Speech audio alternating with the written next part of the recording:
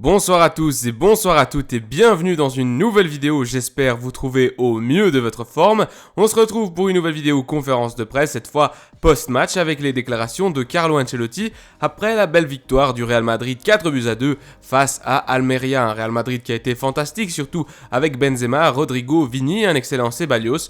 On verra ce qu'en pense Carlo Ancelotti.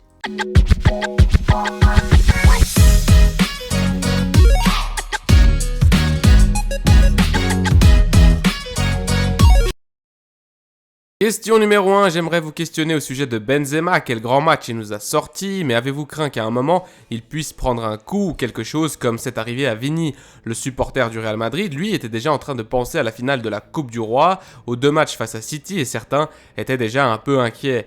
Carlo répond, c'est clair que si on pensait à ce match-là, je n'aurais pas pu ni dû prendre de risques. La réalité, c'est que Karim va bien et il a montré sur le terrain.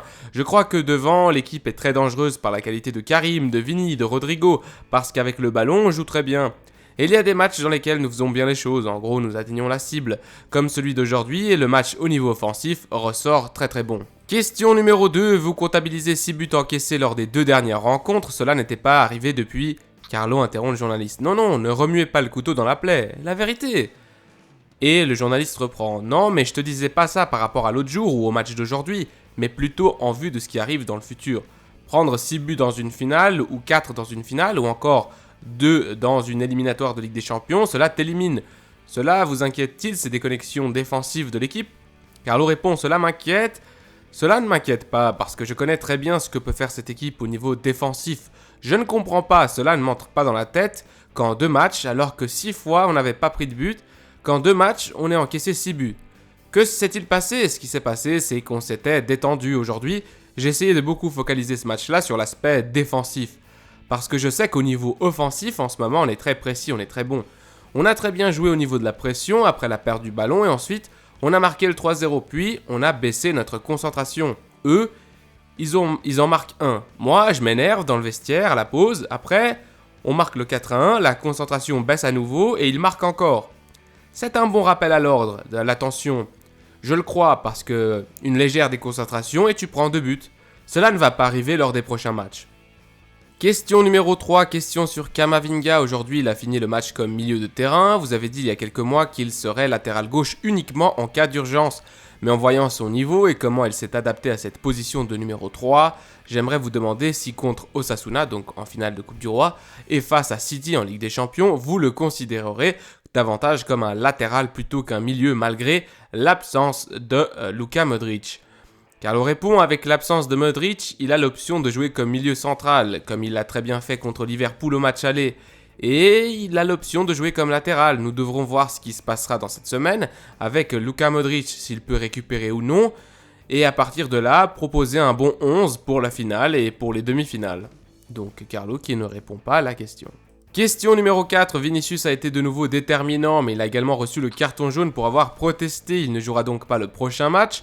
En mettant cela de côté, s'il avait raison ou pas, pensez-vous qu'il soit nécessaire qu'il proteste autant qu'ensuite il applaudisse lorsqu'il voit le carton, qu'il se risque à être expulsé? Que peut-il gagner en protestant autant? Carlo répond, c'est clair qu'en protestant il ne gagne rien, mais c'est également assez surprenant qu'il ait reçu 10 cartons jaunes déjà cette saison. Il me semble que le milieu de terrain le plus moche de la Ligue 1, en gros celui qui fait le plus de vilaines fautes, n'a pas reçu 10 jaunes. Alors ça, c'est assez surprenant. Ensuite, il doit s'améliorer sur certains aspects. La vérité, c'est qu'on a sorti beaucoup trop de cartons à Vinicius et pas assez à ceux qui lui mettent des coups, donc aux coups qu'il a reçus lui. Question numéro 5, vous avez dit que Benzema va bien, il a marqué 3 buts, c'est évident qu'il est en course pour le Pichichi. Vini a été remplacé parce qu'il a reçu un coup, je crois, sans importance. Mais est-ce que ce sont les deux joueurs dont il est le plus difficile de convaincre de ne pas jouer toutes les minutes? Carlo répond, non, je crois que tous les joueurs sont prêts à jouer et à ne pas jouer aussi. Aujourd'hui, j'ai donné un peu de temps de repos à Valverde qui avait un coup au pied. J'ai donné du repos à Carvajal. Aussi, je n'ai pas en tête de donner du repos aux joueurs mardi. Mardi, ce sera un match important contre un adversaire très compliqué et je donnerai uniquement du temps de repos aux joueurs qui sont vraiment fatigués et non pas en pensant au match de samedi, la finale de la Coupe du Roi. La rencontre de samedi est encore très loin. Question numéro 6, vous êtes ici au Real Madrid, vous avez entraîné la BBC, la Bale, Benzema, Cristiano et maintenant, vous avez Benzema, Vinicius et Rodrigo. J'aimerais vous demander que vous suggère cette attaque vis-à-vis du futur et comment pouvez-vous comparer avec cet autre célèbre trio du Real Madrid. Carlos sourit, c'est assez compliqué, bonne question, c'est très compliqué de voir la différence entre le trio de 2014 et celui-ci. La vérité, c'est qu'ils se ressemblent au niveau de l'efficacité, au niveau de la qualité. Il y a différentes caractéristiques des joueurs et ce sont des trios distincts, mais ils sont les deux très efficaces. Le trio de 2014 était très dangereux, le trio d'aujourd'hui continue d'être très dangereux. Question numéro 7, j'aimerais vous questionner une nouvelle fois concernant Camavinga pendant la période où il a joué comme latéral gauche. En attaque, lors de plusieurs phases de jeu, il se positionnait pratiquement comme un milieu centre à l'intérieur devant Kroos. Que cherchez-vous avec lui? Qu'apporte-t-il à l'équipe dans cette position en phase offensive? Carlo répond par le fait que Kroos préfère s'ouvrir dans notre moitié de terrain et sachant que Vini aime jouer sur l'aile, je pense que la position comme milieu centre, en gros box-to-box, peut nous aider lors de la rupture, lors de la transition. Lorsque Vini a le ballon, Camavinga, peut jouer car il a de la qualité pour jouer entre les lignes. Parfois, il n'a pas suffisamment de temps pour arriver dans cette zone parce qu'il s'agit d'une sortie rapide, on n'a pas le temps pour le faire. Mais cette position, parfois, Karim l'occupe aussi. Enfin, quand il y a le temps pour le faire, pour nous, c'est important qu'ils viennent se mettre dans cette position. Question numéro 8, vous parliez avant des cartons de Vinicius Junior, je crois que parmi les 10, 7 ont été dus à des protestations et 3 pour une faute. Pensez-vous que c'est la responsabilité des arbitres? Je veux dire, si on sortait des cartons jaunes aux nombreuses fautes que subit Vini, comme il l'a dit l'autre jour en Ligue des Champions, à la première faute pour jaune, le défenseur reçoit un carton jaune. Eh bien dans ce cas, il ne protesterait pas autant. Pensez-vous qu'il y a pas mal de responsabilités du côté des arbitres? En gros c'est leur faute. Concernant ces cartons jaunes. Carlo répond, eh bien, c'est un thème assez compliqué, c'est évident que la protestation vaut un carton jaune, mais ce que je dis, moi, c'est qu'après, l'arbitre est un juge qui doit être...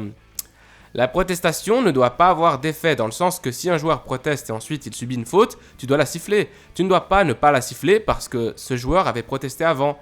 L'arbitre doit être un juge très focalisé sur le match. Si un joueur proteste, c'est jaune. Mais cette protestation ne peut pas affecter les situations qui suivront durant la partie. Ce n'est pas possible que l'arbitre ne siffle pas parce qu'avant Vinicius a protesté. Tu ne peux pas te voir affecté par une protestation lors de tes décisions. Et là, je crois que Carlo Ancelotti a tout dit. Question numéro 9 et avant-dernière question déjà, il reste uniquement 6 matchs et en ce moment vous êtes à 8 points de Barcelone. Maintenant plus du tout parce qu'ils ont gagné contre Betis. Pensez-vous qu'il existe encore une possibilité de remporter la Liga bien qu'elle soit minime? Carlo répond, au football, tout peut arriver, nous devons nous focaliser sur nous-mêmes, il reste 6 matchs et nous devons essayer de gagner les 6. Question numéro 10 et dernière question déjà, tout le monde a halluciné avec le dribble de Rodrigo lors du 2-0, vous avez Vinicius dans votre équipe qui est l'un des meilleurs dribbleurs du monde, Rodrigo qui est en train de grandir, j'aimerais vous demander si vous, en tant qu'entraîneur, vous notez moins de liberté dans le football actuel en ce qui concerne le dribble. Pensez-vous qu'il manque de ce type de joueur et qu'il manque de ce type d'action qui fasse faire se lever les supporters dans le stade? Carlo répond, c'est vrai que le football dans les derniers temps était un football très lié à la possession, des échanges rapides, 1-2, 1-2. Et aussi maintenant tu demandes aux joueurs de jouer très rapidement, mais parfois ce n'est pas obligatoire, ce n'est pas une règle de jouer en 1 ou 2 touches. Il y a des positions sur le terrain, comme les ailiers ou les attaquants, qui ne nécessitent pas jouer en 1 ou 2 touches.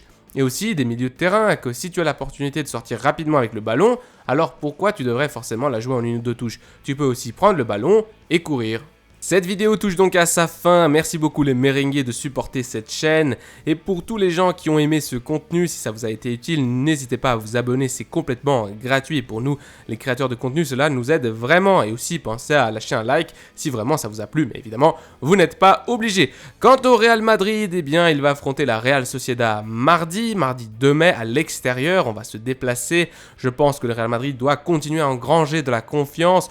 Le match contre Almeria, il y a eu du très bon, 4 buts, mais on s'est pris 2 buts aussi. Et puis dans la conférence de justement post-match, Carlo Ancelotti qui est revenu sur ça, l'aspect défensif qui doit être primordial, surtout si on veut aller taper City ensuite en Ligue des Champions. Je vous laisse à la Madrid, Inadamas, prenez soin de vous et des vôtres. Allez,